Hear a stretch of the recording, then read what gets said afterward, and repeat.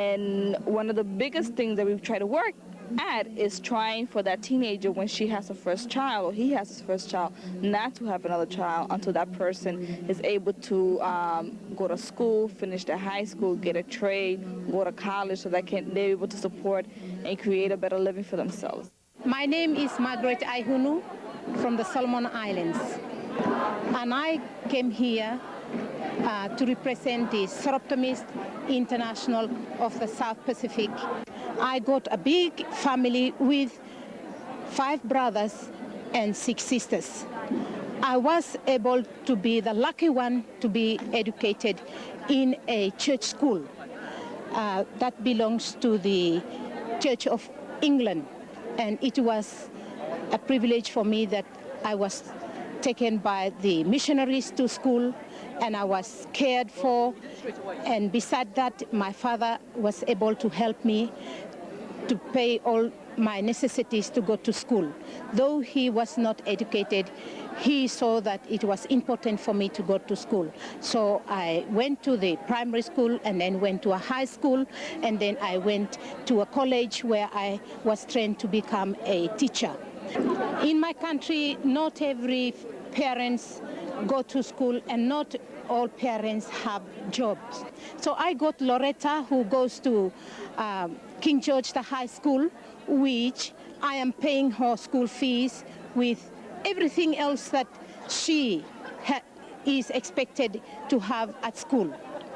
Now, I have been paying school fees for another girl who has already left school, and she is to train to become a computer. So I'm actually sponsoring 2 girls in my country, and I feel that I have to help the women of tomorrow to be educated, and especially in getting a job.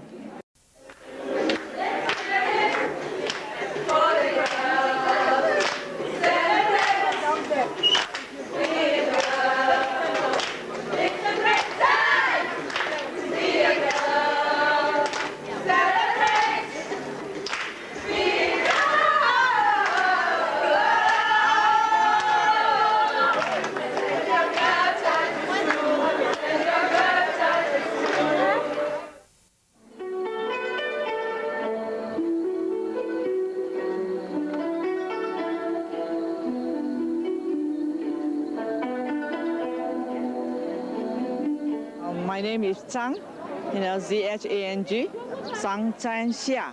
It's very difficult for you people. So I work in the Zhongshan University. So I'm a chemist. And working in the chemistry department. And I also involved in the environmental science also. I'm the director of the Environmental Science and Engineering Research Center. Goals of given every opportunity to be educated. After the graduation, the government will give them, they will allocate the jobs for them. Of course, you can go to the government's, they can give you jobs, but if you want to choose for yourself, they have less chance than the boys, They will think that when the boys come, when the girls, they will have marriage, pregnancy, and children. So they would rather, those private company, they would rather have boys. That this is a problem. Yeah, I think in America you have this also. We think it's very necessary to change the whole structure of the working world, to make it more women and mother and family friendly. And basically the working world is organized around a male way of life. Going to work 8 hours a day and then coming home and having someone else take care of the rest of private life or private work is a male way. And these others are usually women. It's either your wife, or it's your grandmother, or it's your nanny. It's a woman. There's a necessity to evaluate unpaid work more strongly than it is now, and also to evaluate motherhood in a way that is not just verbal. The child care is so awful in Germany. For example, after 5 o'clock you don't get child care. So if you're a nurse, you're in trouble. The project that we did that's particularly related to women's issues was a project about breastfeeding in our particular, well, I think that was in 3 counties in western North Carolina in the Appalachian Mountains, where many, many people are living in poverty.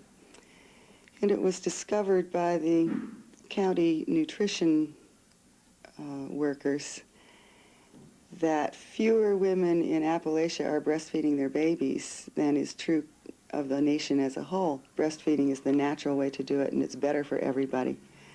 It also is free. The biggest victory we felt was the fact that we were able to get some of the managers of the mills and the factories in the area, places where the young mothers are working, to provide a space and break time for the mothers to use the breast pump, and then they could save the milk and feed the babies when they got home. We're still working on the ideal thing would be to have a way for the babies to be there in a care center and be able to be fed directly during the working day.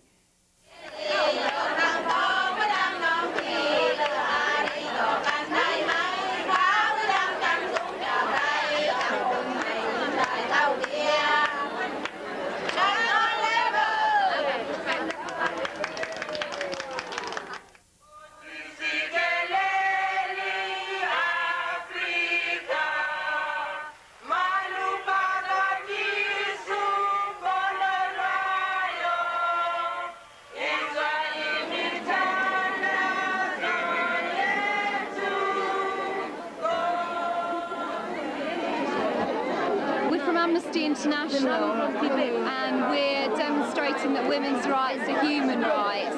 These are cases that Amnesty have worked on women who have been victims of human rights violations.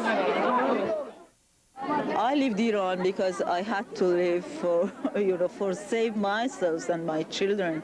All of the laws are against the women, and we denounce the Islamic laws against the women in our country, and there isn't any human right, and there isn't any human rights. It's really very different from Islam, like the religion. It's not religion, it's political. There is a lot of women that they try to do something. For example, last summer they arrested 80,000 women in the street because their scarf was not here, was there, and there is a resistance like that. There isn't any discussion with them. They kill you. They don't permit you to be